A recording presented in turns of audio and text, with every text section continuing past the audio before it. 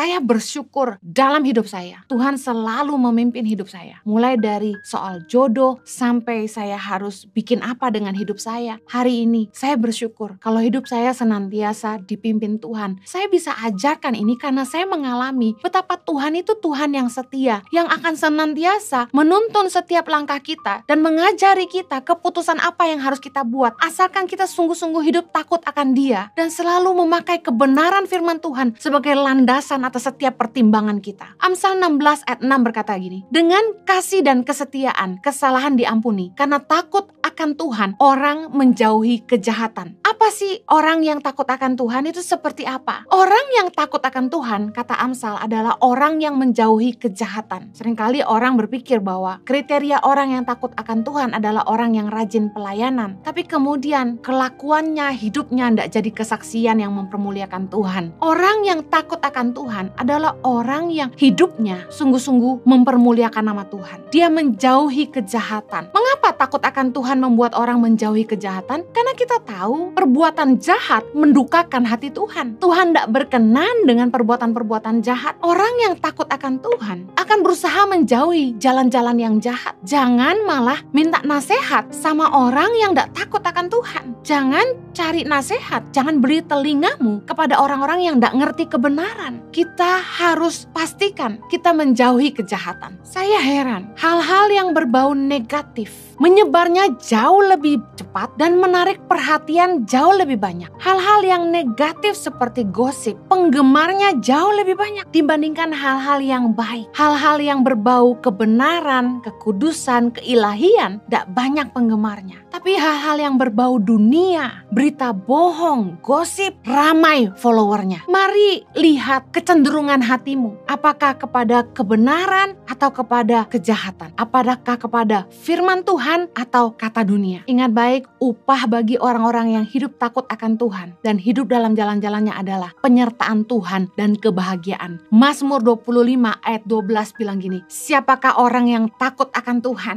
Kepadanya Tuhan menunjukkan jalan yang harus dipilihnya. Orang itu sendiri akan menetap dalam kebahagiaan dan anak cucunya akan mewarisi bumi. Mazmur 128 ayat 1, nyanyian ziarah, berbahagialah setiap orang yang takut akan Tuhan, yang hidup menurut jalan yang ditunjukkannya. Ada janji kebahagiaan dalam hidup kita ketika kita hidup takut akan Tuhan. Amsal 10 ayat 27, takut akan Tuhan memperpanjang umur, tetapi tahun-tahun orang fasik diperpendek. Dengar janji firman Tuhan. Kalau kita hidup takut akan Tuhan, yang paling luar biasa, Tuhan menunjukkan jalan yang harus kita pilih. Yang kedua, hidup kita akan berbahagia. Anak cucu kita akan mewarisi bumi. Yang ketiga, kita akan umur panjang. Mari hidup takut akan Tuhan, karena di dalam Dia ada janji untuk masa depan. Istri yang berharga itu penolong suaminya. Wanita, kita penolong, katakan amin. Setia dalam suka duka. Di dalam pernikahan kita ada janji nikah. Biasanya beberapa janji nikah rada lebay, tapi setelah dijalanin lupa semua. Setia dalam sakit maupun sehat, dalam susah maupun senang, dalam miskin atau kaya. Masih ingat? Jangan lagi senang,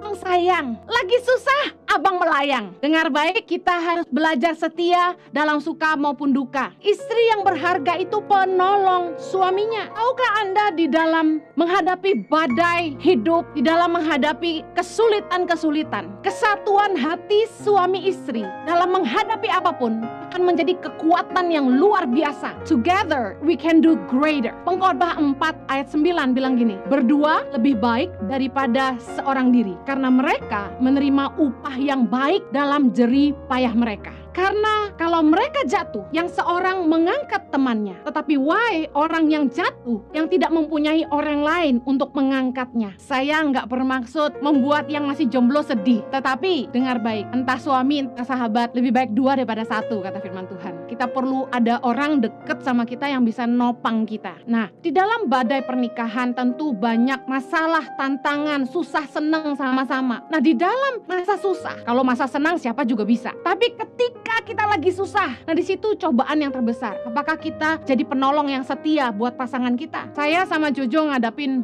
banyak banyak sekali tantangan, masalah tidak terhitung. Ketika kami susah, kami gandeng tangan berdua, kami doa sama-sama. Karena saya mempercayai firman Tuhan bahwa di dalam kesatuan hati ada berkat Tuhan. Ingat, dalam menghadapi badai sebesar apapun, suami istri itu harus sehati. Karena ada kekuatan yang luar biasa. Dan kita akan menerima upah yang baik dalam jeripayah kita. Katakan amin. Penolong ini gini, ketika pendapatan suami kurang, khususnya di masa pandemi ya, keuangan terganggu untuk beberapa orang. Karena saya juga dengar kesaksian banyak orang yang justru diberkati luar biasa di masa pandemi. Tapi banyak yang mengalami justru pendapatan suaminya berkurang. Kalau pendapatan suami kurang, istri harus bagaimana? Mengeluh, merendahkan suami, merongrong, ngomel. Istri yang baik, penolong yang setia, harusnya begini, ngasih semangat, mendoakan, dan ini, membantu suaminya. Amsal 18 ayat 14 bilang gini, orang yang bersemangat dapat menanggung penderitaannya. Tetapi siapa yang dapat memulihkan semangat yang patah? Kalau kita lihat suami kita lemah, jangan malah direndahkan,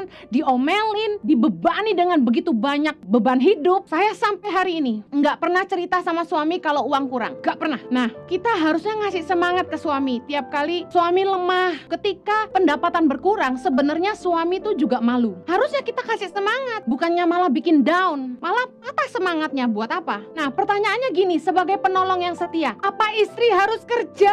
Ada beberapa perempuan yang bilang gini, saya nggak bisa kerja Bu Heni, anak saya masih kecil, saya nggak bisa apa-apa Bu Heni, mau jualan malu, bikin kue nggak bisa, ngomong nggak becus, mendingan kayak Bu Heni bacotnya gede, saya nggak bisa. Sebenarnya kalau ada perempuan yang bilang saya nggak bisa kerja, itu alasan doang. Maaf, orang cacat aja masih bisa berkarya, malu kalau yang sehat bilang nggak bisa. Alasan, bohong, malas. Dengar baik, sebenarnya kalau kita mau bantu suami kita, mulailah dari apa yang kita bisa dengan waktu yang ada. Kan banyak sekarang work from home, cuma mainan HP berapa jam dalam sehari bisa ngasilin duit. Ah, Bu Heni ngomongnya gampang. Saya punya. Di sini ada saksinya. Tasya ini ibu rumah tangga, anaknya masih kecil, umur 4 dan 2,5. Masih kecil ya, ngurus sendiri, nggak pakai suster ya. Punya pembantu nggak? Nggak punya. Tapi Tasya kerja ya. Nah, berarti kalau yang ibu-ibu rumah tangga yang anaknya kecil, terus pakai suster, pakai pembantu, bilang nggak bisa kerja, itu menurut Tasya bagaimana? Haleluya! Saya mau bilang gini, istri yang berharga itu penolong suaminya. Jangan ngeluh kalau nggak bantu. Udah nggak bantu, ngeluh. Bagaimana firman Tuhan mengajar kita untuk hidup merdeka.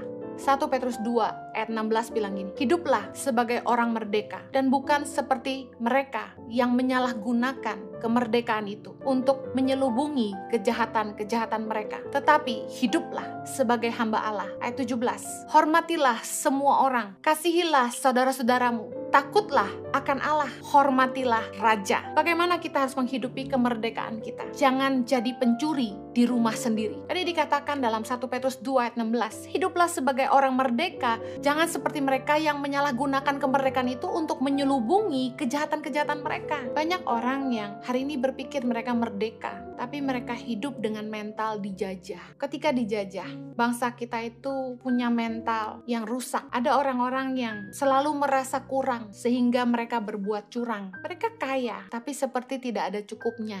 Menjadi penjahat di negara sendiri. Penjajah bangsa asing sudah pergi, tetapi beberapa orang menjadi pencuri di rumah sendiri. Kenapa ada koruptor-koruptor di bangsa ini? Orang-orang yang gak merasa cukup buat diri mereka sendiri. Firman Tuhan berkata bahwa akar segala kejahatan adalah cinta uang karena keserakahan.